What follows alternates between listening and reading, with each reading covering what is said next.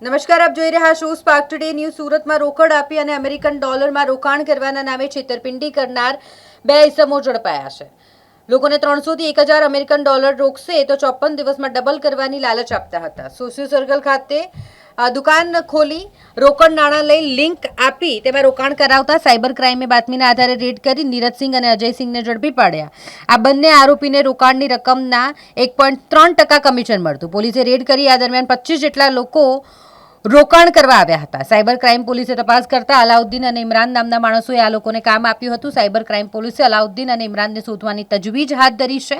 છેતરપિંડી આચરનાર master mind સોપારસ Sethia પણ ફરાર થઈ ગયો છે. સાયબર ક્રાઇમ પોલીસે આરોપીને પકડવા ચક્રો ગતિમાન કર્યા છે.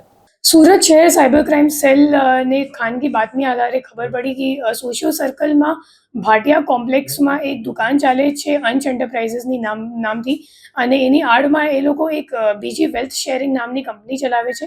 અને આ કંપનીમાં એ લોકો DSG એક્સચેન્જ, જે ઇન્ડિયામાં RBI દ્વારા ઓથોરાઇઝડ કે સેબી દ્વારા ઓથોરાઇઝ નથી, એવી એક સ્ટોક એક્સચેન્જ કે ક્રિપ્ટો એક્સચેન્જ નામની એક એ લોકો ખોટી લિંક બનાવીને જે ઇન્વેસ્ટર્સ છે એમને પાસેથી રોકાણ કરાવે છે.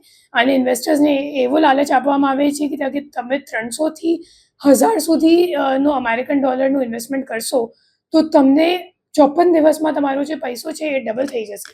અને એ સિવાય જે આપણો જે આરોપીઓ છે અજયસિંહ અને નીરજસિંહ, તો એ લોકોને દર રોકાણકારો જ્યારે ઇન્વેસ્ટ કરે તો ઇન્વેસ્ટમેન્ટના ઉપર 1.3%નું એ લોકોને પણ કમિશન મળતું હતું. એ રીતની એ લોકો એક મલ્ટી લેવલ માર્કેટિંગ સ્કીમ જેવી ચલાવતા હતા.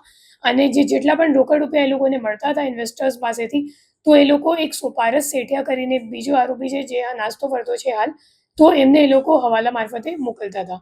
આ સિવાય જે અલાઉદ્દીન અને ઇમરાન કરીને બીજા બે આરોપીઓ છે જે હાલ પકડવામાં બાકી છે, એ લોકો અજયસિંહ અને નીરજસિંહનું એ લોકોએ અકાઉન્ટ ખોલાવ્યું હતું. અને એ લોકોએ એમને સુરતની જવાબદારી આપી હતી કે તમે સુરતમાં કોઓર્ડિનેટ કરશો. અને એ રીતે એ આખી એક એ લોકો શોપમાં કસ્ટમર્સને ભેગા કરીને એવી રીતે એક ખોટી ઇન્વેસ્ટમેન્ટ સ્કીમ ચલાવતા હતા.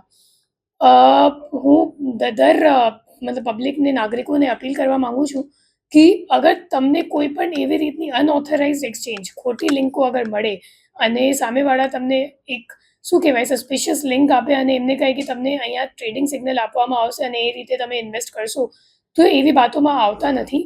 જે સેબી ઓથોરાઇઝડ બ્રોકર્સ હોય એમની મારફતે જ લીગલ ઇન્વેસ્ટમેન્ટ કરવામાં આવે છે અને એ લોકો ખોટા નહીં હોતા.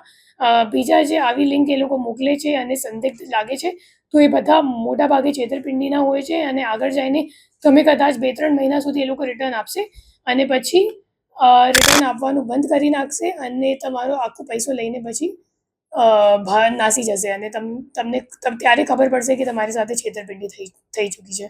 અત્યાર સુધી આ લિંકમાં ખોટા કેટલા ભોગ બની ગયા? જ્યારે રેડ કરી ત્યારે 25 કસ્ટમર્સ ત્યાં હાજર હતા. એ સિવાય મુદ્દામાલમાં કેશ કાઉન્ટિંગ મશીન પણ મળી હતી અને 3,71,000 રૂપિયા પણ ત્યાં શોપમાં અમે લોકોએ કબજે કર્યું છે.